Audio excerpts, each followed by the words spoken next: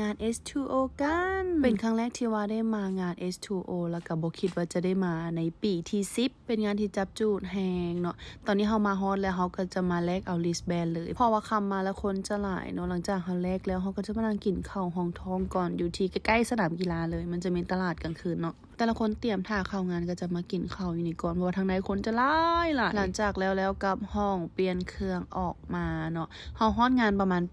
8:30นี่แหละบอกเลยคนหลาย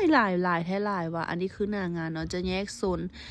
ธรรมดาแล้วก็โซน VIP แต่ถือว่าเขาเจ้าก็ไวได้จัดระเบียบกันได้ดีเข้ามา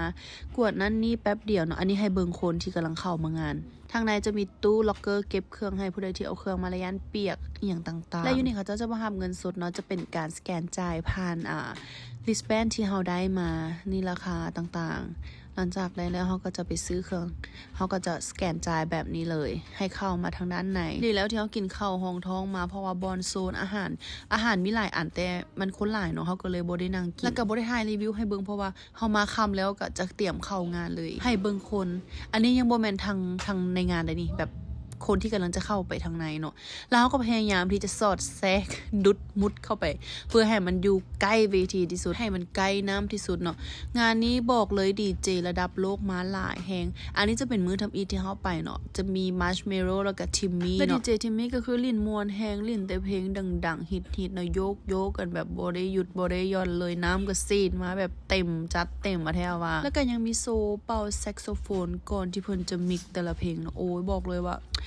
โอ้ยโปผิดหวังเลยที่มาในปีนี้บ่ฮู้ว่าแต่ละปีเป็นจังได๋เนาะแต่ว่าเฮามาปีแรกก็รู้สึกว่ามวนแฮงอันนี้ก็คือมัชเมโร่ขึ้นแล้ว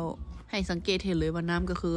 สาดมาแบบบ่มีหยุดบ่มีหย่อนเนาะแต่ว่าใจก็อยากไปให้ครบ3มื้อเลยเนาะแต่เฮาก็ต้องมีหลายบอลที่ต้องไปมื้อที่2มันจะเป็น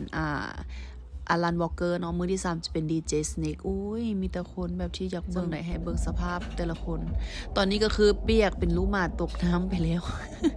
และอันเครื่องดื่มที่เฮาจับอยู่นะบ่มีเบิดจักเทื่อเนาะเพราะว่าเต็มตลอดมาปีแรกรีวิวเลยว่าก็คือ100เต็ม100คนหลายมวลแล้วทุกคนก็คือให้เกียรติกันและกันถ้ามีโอกาสเดี๋ยวปีหน้าจะมาใหม่แต่ปีนี้รู้สึกประทับใจหลายเด้อกับงาน H2O หวังว่าปีหน้าจะพบกันใหม่เด้อบ๊ายบายไปแล้ว